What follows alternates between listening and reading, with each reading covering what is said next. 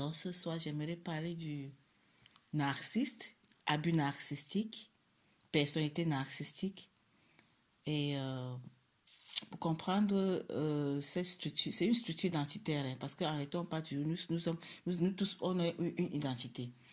Mais en réalité, quand on retourne à la genèse biblique, hein, il n'y a que deux identités. Il y a eu Abel, non, il y a eu d'abord Caïn, et Abel, qui étaient des jumeaux. Hein. C'est-à-dire, on nous a dit que Caïn est d'abord né après Abel, mais ce qu'on ne dit pas que c'était des jumeaux. Mais Caïn était la semence du serpent. Et Abel, c'était la semence du Créateur lui-même. Donc, tu vois que c'est ces deux entités ou personnalités, identités qui ont peuplé le monde. Même si Abel a été tué par son frère, il y a eu des descendants encore de Adam qui sont par la semence de Caïn. Donc, quand moi je dis par exemple Abel et Caïn, même si Caïn a été a tué son frère Abel dans le jardin d'Éden, la semence qui est venue après et qui a peuplé encore le monde, qui n'est pas de Caïn, c'est ça que moi j'appelle Abel. Tu vois, parce qu'il y a eu encore ceux qui sont venus après Caïn. Donc, il y a ces deux entités, ces deux identités, celle de Caïn et celle de Abel. Et celle de Caïn, la semence du serpent, c'est elle qui domine. Quand il tue son frère, il mange la chair et il boit son sang. Et il le fait pour quel motif? Jalousie, envie. Pourquoi? Parce que le Créateur a honoré l'offrande de son frère plus que le sien. Ça le met dans la jalousie, dans la fureur. Et comment il tue son frère? Il l'attire dans son champ. Et c'est dans son propre champ qu'il abat son frère. Et cette structure d'identité, c'est elle qui est perpétuée jusqu'à aujourd'hui. Donc, dans le monde que tu vois là, il n'y a que les deux identités qui s'expriment au pluriel. Il y a comment on dit ça, des intensités différentes. Il y a le narcisse et l'empathe. Les deux. C'est comme les deux pièces de l'univers, en fait. Ce n'est pas pour dire que c'est l'empathe et aussi déjà la conscience créatrice, mais le narcisse et l'empathe sont les deux faces de cette médaille universelle que tu vois là et qui s'exprime au pluriel dans les humains. Maintenant, je me focus d'abord sur le narcisse. C'est la semence de Caïn qui s'exprime au pluriel. Là, tu vas voir beaucoup de variations, beaucoup d'intensité. Il y en a qui sont vraiment pathologiques, comme ceux qui gouvernent le monde, ceux qui vraiment sont en train d'asservir le monde, de causer tout le tohu-bohu que tu vois là. Ça, c'est vraiment la semence de Caïn, tu vois, qui est vraiment pathologique, qui sont des psychopathes même en fait. Maintenant, dans la société normale, tu en trouves maintenant à toutes les dimensions. Tu vas avoir des narcisses qui sont covert. On dit covert narcisse, donc ils sont cachés, ils ne sont pas vraiment ouverts. C'est quand tu vis avec que quand tu connais discerner le comportement, tu peux discerner que ça c'est un covert narcisse. Les autres sont ouverts, très vite on peut les discerner. Les uns sont violents, d'autres sont moins violents. Mais pour reconnaître le narcisse, c'est toujours autour d'un élément matériel. Le narcisse, son caractère, sa structure d'identité se révèle toujours autour de la matière, l'argent, voiture, maison, quelle que soit la matière. Parce que lui, il est beaucoup centré sur la matière, il se définit par la matière. Tu vois. Donc, et le narcisse maintenant, comment toi, le narcisse procède dans sa vie? C'est vraiment comme Caïn a fait ça, dit quand il se cible comme sa proie, il est très gentil. Il est toujours au départ très gentil. La première phase, c'est quoi la phase de la séduction. Voilà. La première phase dans une relation narcissique, lui, il est dans la phase de la séduction. Quelle que soit la nature de la relation, que tu sois une femme qui veut avoir, ou ça peut être un masculin comme un féminin, le caractère narcissique c'est égal, ça peut être un féminin comme un masculin. Au départ, c'est la phase de la séduction, où il est à ton service presque. Il peut faire tout ce que tu lui demandes qu'il lui fasse. Qu'il te fasse. Il est très, très, très gentil, très affectif, beaucoup d'amour pour toi. C'est vraiment la phase de la séduction. C'est comme ça qu'il t'amène dans son champ, comme Caïn a fait avec Abel. Il t'amène dans son champ parce que si tu n'as pas encore l'œil pour voir, tu crois vraiment que ce qu'il livre là est vrai. Pourtant, Caïn n'est jamais vrai. Tout ce qu'il fait, c'est toujours, il y a un agenda derrière. Il ne va jamais t'attirer dans son champ pour ton bien. Parce qu'il a son agenda pour qu'il atteigne, s'il a ta cible comme la proie, comme la personne qui doit lui permettre d'atteindre cet agenda, il utilise cette phase de séduction pour t'attirer dans son champ. Généralement, dans les couples, quand c'est l'homme qui est narcissique et qu'il a vu une femme que lui, il va attirer dans son champ, généralement, il épouse très vite la femme. Quand il t'épouse, il attire dans ton champ. Quand il t'épouse, il te sort de ta famille. Et maintenant, quand il t'attire dans son champ, quand il est déjà assuré que tu te sens à l'aise avec lui, tu crois que tu es en sécurité chez lui, c'est là qu'il va commencer à t'isoler de tout ton environnement pour te maintenir dans son champ et que personne ne saura, même si quelque chose, même si tu te plains, il n'y aura plus personne à qui te plaindre. Il t'isole. Si tu avais un cercle d'amis, il va te déconnecter. Parfois même de tes frères, de tes soeurs. Même s'il ne réussit pas, il essaie quand même. Il va essayer. Il faut discerner toujours ce qu'on appelle les red flags, donc les taches rouges dans une relation narcissique. Tu vas lui parler très bien d'une amie, d'une connaissance, sa réaction sera toujours, il va devoir te mettre en garde contre la personne. Et si lui, il se retrouve avec la personne à parler de toi, il va mettre la personne en garde contre toi. Donc, c'est comme ça que le narcisse fonctionne. Il ne va jamais vous encourager à être ensemble. Il va te mettre le doute dans ta tête envers quelqu'un. Parce qu'il veut t'avoir tout seul. Parce que quand il va t'abattre, personne ne doit être là comme témoin. Donc, ça c'est le narcisse. Il t'amène dans son champ. Quand il est déjà sûr que tu te sens en sécurité chez lui, il commence à te déconnecter. Et quand il est sûr maintenant qu'il n'y a plus personne vraiment qui pourra être témoin ou bien te écouter, il commence maintenant à te torturer. Il commence maintenant à te montrer son vrai visage. Au départ, ce n'était pas son visage. Hein. Il a toujours un masque. Il te montre son vrai visage. Et généralement, tout est autour de la matière. Si c'est que tu travailles, il travaille. Son argent, c'est pour lui et ton argent aussi, c'est pour lui. Ou bien, son argent, c'est pour lui et ton argent, c'est pour vous deux. Mais en réalité, il ne veut rien te laisser. Tu dois t'occuper de tout. De la maison. Peut-être que ton argent va payer le loyer. Son argent, lui, il ne rend pas compte. Il aimerait même que ton argent aille dans son compte. C'est lui qui gère et décide même s'il peut te donner quelque chose à manger. C'est ça le narcisse. Le truc qu'on dit qu'au commun là, avec transparence, le narcisse ne fait pas ça. Il n'est pas transparent. Il n'est pas dans les trucs communs transparents. Ce qui vient à lui appartient, c'est pour lui. Ce qui t'appartient, c'est aussi pour lui. Tu vois. Et c'est comme ça qu'il va commencer à t'abattre doucement. Parce que Kaya, on nous dit que Kaya a tué son frère. C'est sûr, à coup de machette, je ne sais pas. Mais dans la vie normale, parfois aussi, ça arrive ça peut escalader qui te tue vraiment comme ça. Mais il te tue en réalité à petit feu. Les restrictions, la torture. Il y a un film là qui a illustré beaucoup un patient narcissique avec Julia Roberts, L'ennemi dans le lit. Je ne sais pas si tu connais ce film. En allemand, c'est The Fan in Bed. En français, c'est comme si je veux traduire, c'est l'ennemi dans le lit. Donc, quand tu avais un narcisse, tu avais l'ennemi dans le lit. Parce que le narcisse est toujours en train de te livrer. Même si avec les autres, il ne va jamais te faire un compliment. Il ne va jamais reconnaître ta personne, ta valeur, te reconnaître à ta juste valeur. Il va toujours te dévaluer. Voilà. La première fois, c'était la séduction. La deuxième fois, c'est l'isolement. Et quand maintenant, il commence à te dévaluer. Tu n'es rien. Tu es laide, même si tu es vraiment belle. Fais ta coiffure, c'est beau. Tout le monde va admirer, mais il ne va jamais admirer. Il va admirer même une autre coiffure de quelqu'un qui n'est même pas... C'est vieux. C'est même moins joli que pour toi. Mais il va admirer là-bas. Surtout si tu es sur place pour te choquer. C'est la dévaluation. Il te dévalue pour que toi-même tu commences à douter de toi. Pour que tu perdes confiance en toi. Pour que tu te sentes nul. C'est comme ça qu'il te vide. Il ne t'a pas encore abattu, mais il est en train de te tuer à petit feu. Hein, tu vois. C'est comme ça que dans la relation avec un narcisse, l'empathe, qui est la victime, il commence à mourir. S'il n'a pas la force spirituelle de s'en détacher. Généralement, au départ, on n'en a pas. Parce qu'on n'a pas encore eu cette expérience-là. C'est même après cette expérience maintenant qu'on commence à aller dans la recherche, on commence maintenant à acquérir la force pour pouvoir même discerner. Mais au départ, on est naïf. Au départ, la personne, la proie, l'empathe généralement est naïve. Et le narcisse, lui, il a son agenda que tu ne connais jamais. Et son agenda, c'est que toi, tu dois disparaître pour que lui, il existe. Si tu avais mis une position, il va toujours trouver un moyen de te descendre de cette position dans la société. Parce que c'est comme si toi, tu lui faisais ombre. Avec le narcisse, quand tu avais lui, c'est comme surtout si tu es intelligent, si tu as les capacités et que lui, il n'est pas toujours au centre seulement, c'est comme si toi, tu lui fais ombre. Alors pour que lui, il soit au centre, il faut qu'il te rabaisse.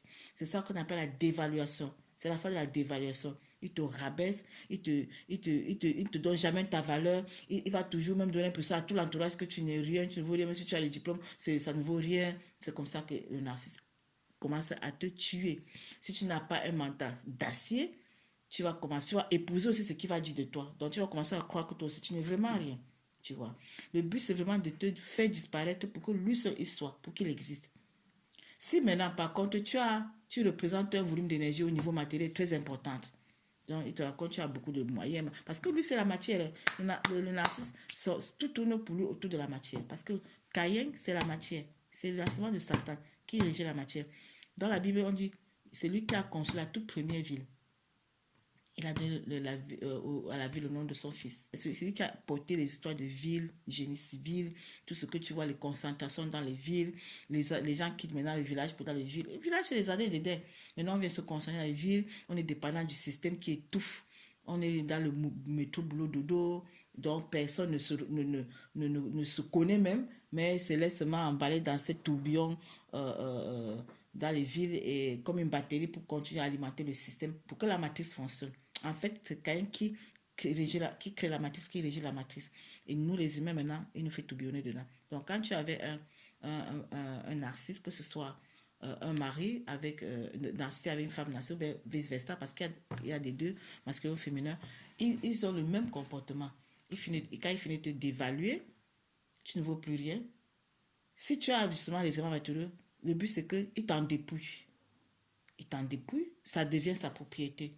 Et quand il est déjà même sûr que tu es déjà foutu, c'est là où il commence à chercher ailleurs. Tu n'es plus important pour lui parce que tu n'as jamais été important pour lui. En réalité, il t'a visé pour un but bien précis. Ça peut être matériel, ça peut être aussi énergétique, spirituel. C'est-à-dire que tu as un dépôt parce que chacun de nous te dit que chacun reçoit une portion que le Père lui donne avant qu'il dans cet univers. Donc si tu as un dépôt, ce qu'on appelle peut-être une étoile ou une chance, si lui, il a des facultés spirituelles élevées pour pouvoir s'en accaparer, il essaierait de le faire. Ça peut être que ce n'est même pas la matière, mais c'est là, ce qu'on appelle l'étoile d'une personne. C'est ça qui l'intéresse. Si lui, il est dans une dimension très élevée, que lui, il peut s'en accaparer au niveau spirituel, c'est ça qui l'intéresse. Il va chercher à prendre cela. Parce que c'est que en toi, ça peut t'amener plus loin et tu peux être au centre. Tu peux être au centre. Alors lui, il aime être tellement au centre qu'il ne veut pas que quelqu'un lui fasse ombre. Il faut qu'il prenne ça pour être au centre. Donc, il peut prendre matériellement parlant ou spirituellement parlant. C'est comme ça qu'il te vide. Généralement, tous ceux qui sortent d'une relation narcissique, d'une relation avec un personnage narcissique, sont cassés, brisés, vidés.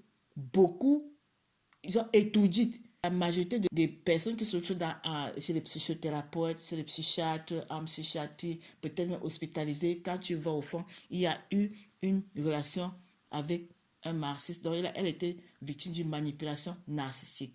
Le narcissique a beaucoup de méthodes de manipulation. C'est un manipulateur par excellence. C'est-à-dire que son essence, c'est la manipulation. Et le motif de tout ce qu'il fait, il y a la jalousie, l'envie, le désir d'être, de paraître, d'émerger, de se faire voir, de se faire admirer, de se faire respecter. Et il est vide, en fait. Si tu vas au fond, quand tu as maintenant levé le regard, tu vois qu'il est vide, mais il a la capacité de simuler ce qui n'est pas. Donc, il a toujours un masque, tu vois. Et lui, il va t'utiliser pour atteindre son agenda. Même si tu l'as trouvé, il marchait nu-pied, il n'avait rien.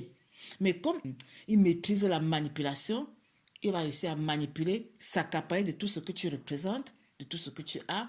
Et quand il est convaincu que maintenant c'est lui qui peut se gonfler avec, parce que l'ego est très très puissant chez lui, alors il va commencer à te piétiner. Il va inverser les rôles. Donc, il prend tout, il commence à t'insulter que tu n'es rien, tu n'as rien. Alors que si il a une chemise, ça venait de toi. Mais il a oublié que ça vient de toi. Et puis, une autre méthode de manipulation, c'est la projection. Donc, lui, ce qu'il est, il projette sur toi. Parce que s'il est un voleur, il va te traiter de voleur. S'il est menteur, il va te traiter de menteur. Tout ce que lui, il est, il va projeter sur toi, mais avec conviction. Hein. Et c'est comme ça qu'il te rend, je dirais, fou. La manipulation, là, si tu n'es pas fort, ça peut te rendre fou. Parce qu'en fait, il est en train de te programmer à ce que tu n'es pas. Si tu n'as pas un moral d'acier, tu vas commencer à te poser des questions un moment, tu vas, comme, est-ce que tu vas croire que c'est vraiment toi? Donc, il projette ce qu'il est sur toi avec une conviction. Si tu ne sais pas fort, tu vas aussi commencer à te convaincre que mais peut-être que c'est vrai. Il est capable de, de manipuler par la lumière si il a une façon de l'éteindre et tu crois que ça se fait tout seul. C'est comme s'il y avait une entité invisible qui est en train d'éteindre la lumière. Tu vois, tu vas lui dire que mais la lumière, ça ne brille plus comme ça brillait avant. Il va dire que non, ce n'est que dans ton mental. Voilà comment le narcissisme aussi fait. Ça dit tout ce que tu lui reprocherais. Si tu discernes que voici ce qu'il est en train de faire et qui est en train de te torturer et que tu le confrontes avec, sa réponse est toujours, ce n'est que dans ton mental.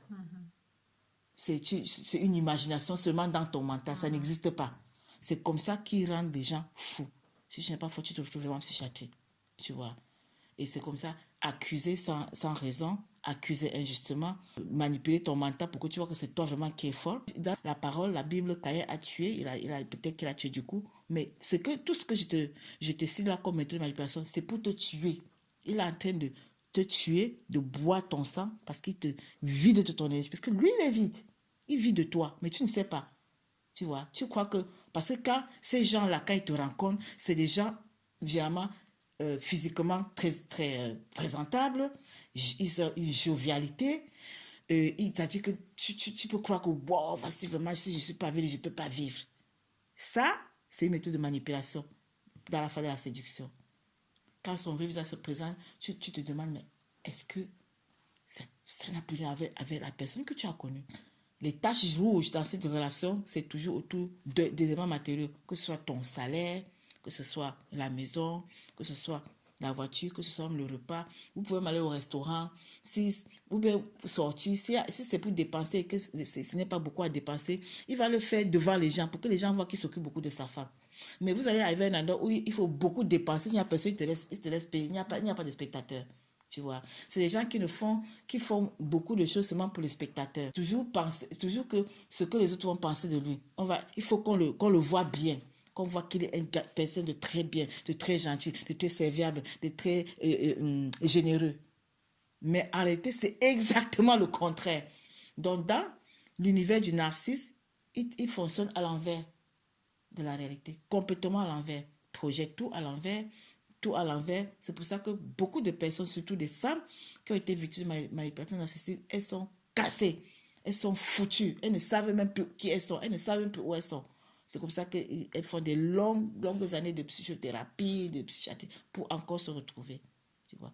Maintenant, l'empathe, lui aussi, l'autre envers de la médaille, qui est plutôt, je dis, disons, empathique. Le narcisse ne connaît pas l'empathie, ne connaît pas les émotions. Lui, il s'en fout. C'est son agenda qui l'intéresse. L'empathe, lui, généralement, il n'est même pas intéressé sur la matière. Lui, il est plus généreux, il est plus prêt à aider même les gens sans même attendre quelque chose. C'est même pour ça que les deux là se rencontrent généralement, parce qu'on dit que des contraires s'attirent. C'est comme les deux faces d'une même médaille. L'empathe, lui, il est comme ça. Bon, il va se laisser... généralement, c'est la proie. L'autre, c'est le prédateur. Lui, l'empathe, c'est la proie. Et moi, j'appelle ça, c'est une sexualité, parce que l'autre, c'est le pénétreur et l'autre, c'est le receveur. C'est comme ça. Donc, c'est vraiment les deux faces de la même médaille. Malheureusement, aujourd'hui, on assiste à une émergence vraiment d'un narcissisme global à toutes les dimensions. Parce que les gens sont dans une adoration de la matière qui, je ne sais pas si ça va encore atteindre un apogée. La probabilité que tu rencontres plutôt une personnalité narcissique sur ton chemin, comme partenaire, comme ami, comme quoi, elle est très grande. Même dans nos familles, on est entouré de ces personnalités-là. Donc, on est appelé à savoir discerner. Au départ, dans la phase de la séduction, tu ne discerneras jamais. Tu vas toujours, surtout à moins que tu n'aies déjà eu une expérience qui t'a déjà vacciné. Là, tu pourras toujours discerner certains petits points. Parfois, parce qu'il se révèle toujours. Mais au plus tard, quand au niveau d'un truc matériel, tu vas voir son vrai visage. Tu vois, au plus tard, quand il va commencer à te déconnecter de tes propres amis, de ce qui t'entourerait, de ton champ. Parce qu'il faut que tu te déconnectes de ton champ. Parce que si tu es dans ton champ, il ne peut pas t'abattre. Il faut qu'il t'amène dans son champ et que tu n'aies plus... et il veille que tu n'as plus accès à ton propre champ. Il va veiller là-dessus. en tout genre manipuler, te décourager par rapport à l'autre, te décourager l'autre par rapport à toi. Il faudra que maintenant, de chaque côté, les gens soient déjà très conscients dans une autre conscience supérieure pour discerner et non la manipulation et ne pas se laisser manipuler. C'est pour ça que l'important pour chacun, c'est d'aller dans la conscience créatrice. Parce que la conscience créatrice, tu es immanipulable. Tu as le vrai regard. Avant même qu'il ne pose un acte, tu peux déjà discerner même le motif de son acte. Parce que lui croit que son agenda est caché. Mais avec le regard du créateur, tu discerneras son agenda. Et ces gens-là n'aiment pas ça. Ils n'aiment pas que le voit de travers, que tu le vois dans la transparence et que tu discernes même qui il est vraiment. Et c'est là où la majorité même abattent leur femme, comme ça là. Tu vois, tu entends beaucoup des histoires, l'homme a tué la femme a tué l'homme et tout. C'est des couples pareils. Le narcisse et l'empathe, tu vois. Et on est appelé maintenant à aller dans la conscience supérieure pour que le Père nous donne le vrai regard. Parce que le monde dans lequel nous vivons aussi, la portée que tu as encore est très élevée. Tu peux sortir d'une relation narcissique, tu crois que c'était le pire, tu vois, tu te restaures avec beaucoup de déploiement.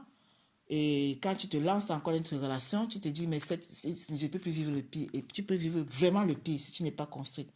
Parce que tu trouveras beaucoup sur ton chemin. Il faut être il faut avoir le discernement. Discerner très vite les taches rouges. Parce qu'il se révèle toujours. Mais quand on n'est pas encore, quand on n'a pas encore été vacciné, on passe dessus. L'empathie a toujours tendance à beaucoup passer sur les choses, à passer dessus, à ne pas prendre ça au sérieux, à dire que bon, ok, un, deux s'ajoute et passe. Mais pourtant, c'était déjà ça, les tâches rouges sur lesquelles on devait s'appuyer pour commencer à prendre ses distances. Parce que le narcissisme, moi, quand on a constaté déjà que même si tu t'es marié aujourd'hui avec lui et que demain il a commencé à monter son vrai visage, je dis que si tu peux prendre tes jambes à ton cou, fais-le. Parce que au plus tôt ou tard, tu en sortiras épave. Il te laisse toujours épave, te vide. Puisque quand il a mangé, son frère a bu son sang. La Bible ne lui dit pas, mais c'est ce qui s'est vraiment passé. En réalité, c'est ce qu'il fait aussi avec sa proie. De vider comme ça, dans l'épave, il a fait quoi? Il t'a vampirisé. C'est ça. Donc, dans la suite, il faut toujours maintenant, dans la restauration même, c'est le créateur seulement qui peut vraiment te conférer ses facultés exceptionnelles pour discerner et surtout, si tu as déjà encore dans une relation, savoir t'en sortir sans qu'il n'y ait plus trop de scandales. Parce que de tes propres forces, tu n'en peux pas. Tu ne peux pas. Et lui, quand il a tout ce qu'il voulait, il s'en fout de toi même. C'est comme si même il est venu connu. Ne cherche jamais à retourner chez un narcissisme. Quand tu veux sortir là, les éléments matériaux, parce que lui, il va se battre pour ça. Il faut apprendre à se détacher de ça. Sauve ta tête et pars. Lui, il t'abat. Comme Caïn a fait avec Abel, il va t'abattre. Si c'est autour de l'élément matériel et qu'il a le pouvoir de le faire, il le fera. Moi, je dis, quand on arrive à ce stade, je dis, avec quelle personnalité on a affaire, à moins que tu n'aies aussi, c'est pas, des ressources humaines, quand je dis humaines, des relations, des personnes qui peuvent peut-être, mais en réalité, avec lui, quand on fait une nation, on n'a plus personne. On n'a plus personne. Même si j'avais une meilleure amie, il va séduire la meilleure amie, l'amener au lit et puis la monter contre toi. Ils s'en foutent. Pour eux, le sexe, c'est rien. Il peut coucher avec n'importe qui. C'est ça le narcisse. C'est des caractères horribles. Moi, je dis, mais malheureusement, c'est très, très répandu aujourd'hui. Et donc, quand tu discernes ça, même si même si le lendemain de ton mariage, la sagesse voudrait que si tu as discerné ça, prends ta jambe à ton cou. Tu n'auras pas les ressources pour affronter ce qui va encore arriver. Tu vois, non. Le narcisse est extrêmement jaloux. Un menteur professionnel, manipulateur hors pair. Et il marche avec un masque. Personne ne connaît son vrai visage. C'est un caméléon. Dedans, il peut être l'horreur. À l'extérieur, tout le monde va trouver que c'est le meilleur homme qu'on ait jamais vu. À l'extérieur. Tu vois. Mais à l'intérieur, c'est la mort. Parce que lui, il est un caméléon. Oui. Et il va toujours donner l'impression que c'est toi le problème. Il te maltraite, mais il va projeter et faire croire que c'est toi qui le maltraite. Les gens auront pitié de lui et ils vont te diaboliser. Pourtant, c'est exactement l'inverse, mais ils réussissent à le faire. Tous les gens que j'ai accompagnés, qui sont d'une relation narcissique, sont toujours épaves, vidés complètement. Parce que c'est une portion de l'énergie cosmique que ces gens-là représentent. Tu vois. Il faut aller à la fréquence supérieure qui est la fréquence créatrice pour pouvoir les confronter, pour pouvoir les canaliser même. Parce que là, dans cette force créative, tu peux le canaliser, mais avec sagesse, pas avec brutalité. Parce que tu discernes très vite le jeu, tu peux le prendre dans son jeu. Mais il faut aller vraiment à la conscience supérieure. Autrement, il te broie. C'est des broyeurs. Le narcissique ne va jamais reconnaître qui tu es, ta valeur. Il ne va jamais admirer ce que tu as fait. Même si le monde entier t'applaudit, il ne va jamais le faire. Parce que reconnaître, c'est comme si c'est lui qui s'est dévalué. Tu vois. Et c'est comme ça qu'il va tout faire pour que, même si tu as une position où c'était enviable selon la société, il va te... Ils savent s'y prendre toujours. Surtout quand je sais que tu es naïf, tu n'as aucune expérience, tu ne peux même pas discerner qui il est. Surtout quand tu es amoureux. Et ils sont capables de te manipuler maintenant pour que tu tombes amoureuse. Avec la séduction.